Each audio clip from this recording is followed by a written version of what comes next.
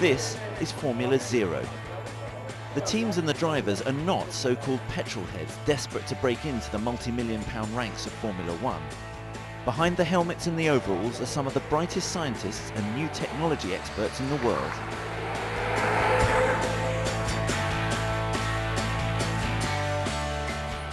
Could this be the future of racing?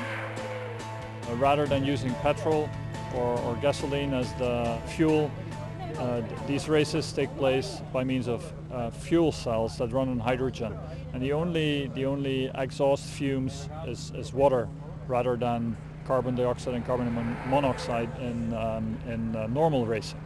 But it is not only the fuel that is potentially revolutionary. The global life sciences and materials sciences company DSM is here for another reason. It is searching for a way to create a new material from which to build cars. A material that is light and yet strong enough to withstand the extreme forces applied on a car during a professional race, and one that can match the aesthetics of materials presently used in vehicle manufacturing. And ultimately, it has to be carbon neutral. The bodywork is made up of more than 70% renewable materials, including natural fibres and a specially developed bio-based resin from DSM. It's also reinforced by natural flax fibres rather than man-made carbon or glass, while offering the same required strength and stiffness of the composite parts. Sustainability is a key element in the way DSM does its business.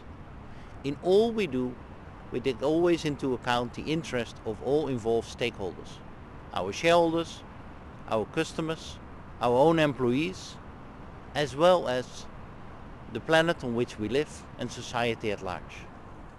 Here at DSM's laboratories, they are working on second-generation biofuels. The aim is to dramatically increase the efficiency of biofuel production, whilst enabling the use of non-food biomass.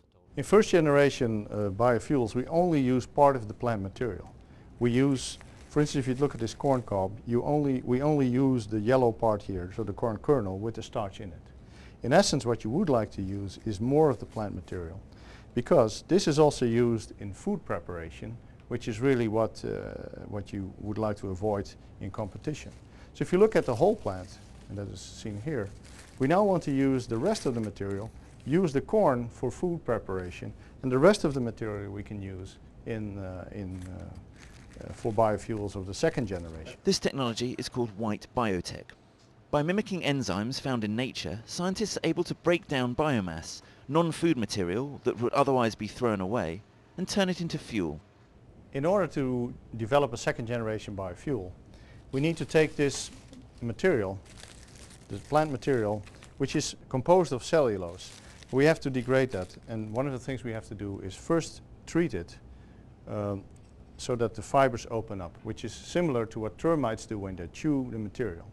So we have to make the fibers shorter, and that is called pre-treatment.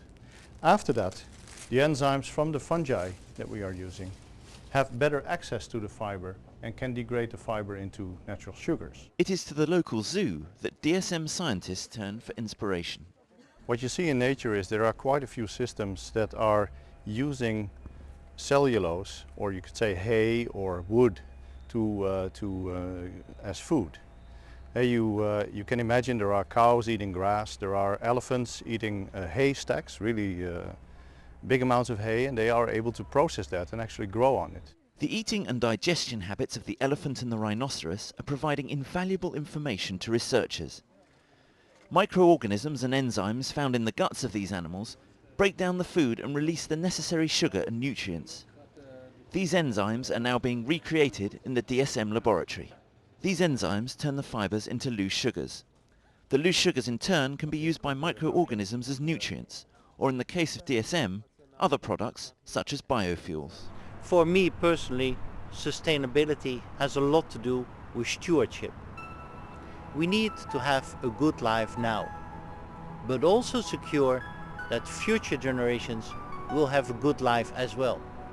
We need to take care of ourselves, as well as the world around us.